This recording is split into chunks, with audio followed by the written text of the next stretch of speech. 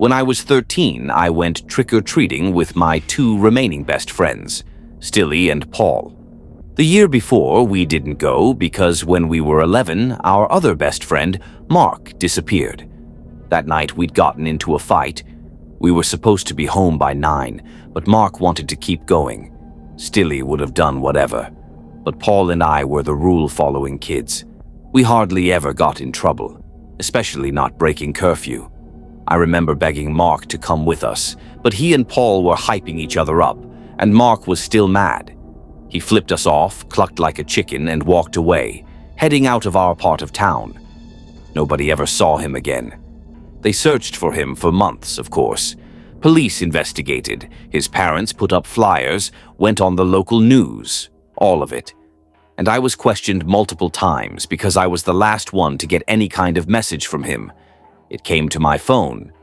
My parents had bought it 2 months before I started 6th grade, and the only one of my friends who had a phone too was Mark. That Halloween, I lasted until around 10 before texting him to ask if he made it home. And right when I picked up my phone, I got a short message from his number. I found a new home. I had no idea what he meant, so I texted back, asking. Nothing. I asked if he got home, but after that, nothing ever came through again. It wasn't until morning that I realized something was really wrong, and I told my parents about the message. After that, everything just felt empty. The next year, our parents didn't want us going out for Halloween, and we didn't really argue. Even this year felt dull. My mom practically pushed me out the door, probably thinking going out with friends again, even for Halloween, would help me feel normal. I just walked quietly while Paul and Stilly argued about some show they were watching. We hit a few houses and got some candy, sure, but without even talking about it, we avoided our usual streets and drifted into neighborhoods I knew, but had never visited on Halloween. I glanced up. It was getting dark and I knew our parents wanted us home early. So, do you guys want to start heading back the same?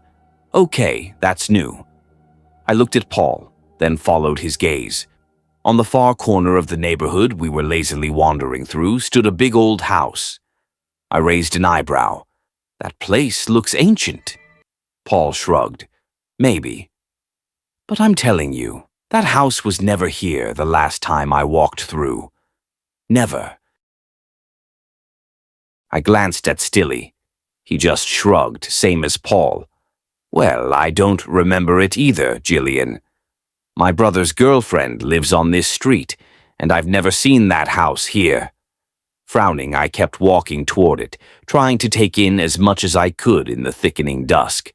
I didn't remember it either, but so what? Houses don't just grow like weeds. And this one looked like it had been here for years. Maybe they moved it, Paul offered. My uncle once moved his whole house to another county after he got in a fight with my grandparents. Like a real semi-truck dragged the whole thing. I nodded absently, eyes still glued to the house. Yeah, maybe. But everything's already overgrown. Why would someone move a house recently and then just not take care of the yard?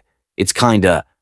I stopped talking because the front door swung open and someone stepped out onto the porch. It was Mark. Oh my God, that's you. Paul was already running toward him and Stilly was only a step behind.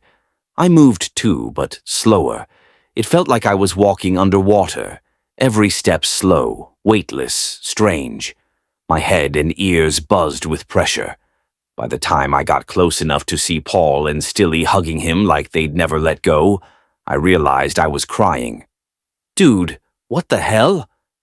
Were you kidnapped? Do you need to see a doctor? We can call the cops and... I reached out to touch him, but something stopped me. He was smiling at them, even laughing a little, but he didn't answer anything. And his eyes, when they met mine, there was something wrong in them. Lowering my hand, I took a step back. Where have you been? His face went serious, and he nodded once. Then he turned and pointed toward the cracked open door behind him. With him. In the darkness behind the door, I saw movement. Maybe it was a trick of the shadows, but it looked like a smear of shifting black on black, like living scratches clawing a hole in reality. My brain clenched just looking at it. Panic surged up from my stomach like it was going to rip out of me in a scream. Then the fear vanished. Out of the corner of my eye, I saw Paul and Stilly stiffen at first, like they were about to run, but then suddenly relax again. Part of me knew this was wrong, horribly wrong, but I couldn't hold on to the thought.